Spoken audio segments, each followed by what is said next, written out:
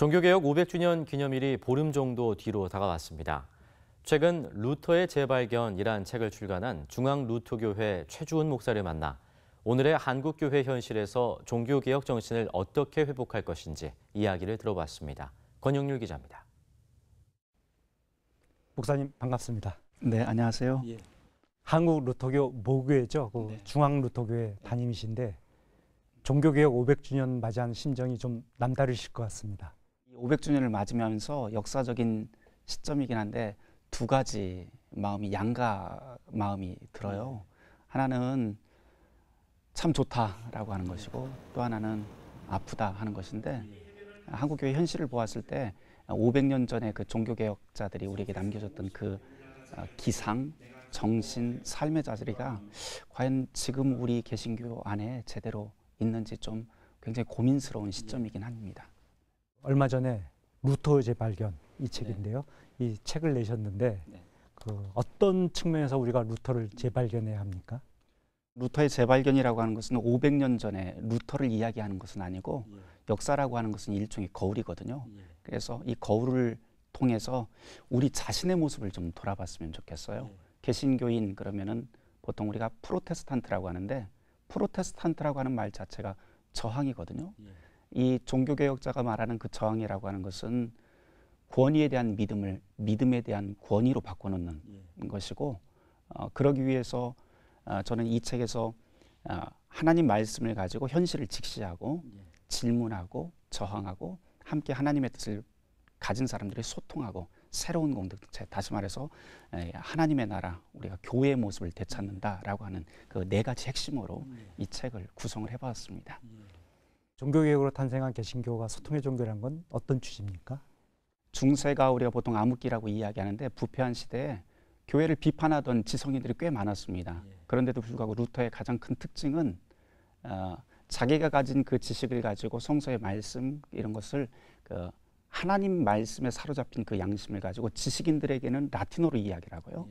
그리고 그 똑같은 이야기를 민중들에게는 그 당시에 속어라고 이야기를 했던 저급한 언어라고 이야기를 했지만 독일어로 그대로 풀어서 이야기하면서 위와 아래를 함께 아우르는 작업을 했던 사람이 바로 루터입니다. 이런 소통의 최대의 결과물이 어쩌면 성서 번역으로 독일어 성서 번역으로 나왔다고 할 수 있습니다. 그러니까 개신교 정신에서 소통을 가장 중요하게 생각하고 네, 맞습니다. 소통을 활성화해야 된다. 교회도 역시 마찬가지로 교회라고 하는 것은 개신교의 태생적으로 본다면 교회가 개토화되거나 폐쇄적으로 있는 것이 절대 아니거든요. 루터가 이 역사 속에서 계속 우리에게 보여준 것은 교회라고 하는 것은 세상 안에서 소금처럼 살고 이웃과 함께 그리고 소외된 사람들을 위해서 사는 것이 교회다 하는 것을 그 역사 속에서 이야기를 하고 있습니다. 종교개혁 500주년, 한국교회가 가장 명심하고 노력해야 될 바는 무엇이라고 생각하십니까? 제가 어디를 가더라도 꼭 말씀을 드리는 것은 두 가지를 이야기를 해요. 하나는 질문하는 신앙인이 되어라.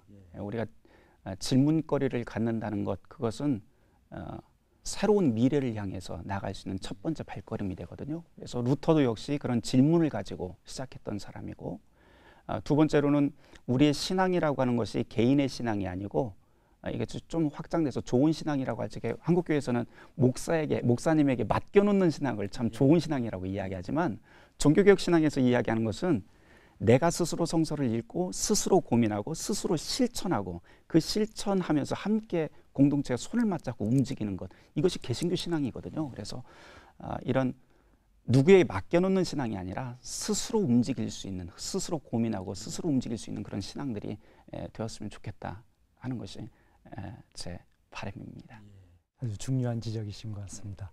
그 목사님께서는 CBS TV가 이번에 종교개혁 500주년 특집으로 마련한 다큐에도 출연하셨는데 간단하게 소개해 주시겠습니까?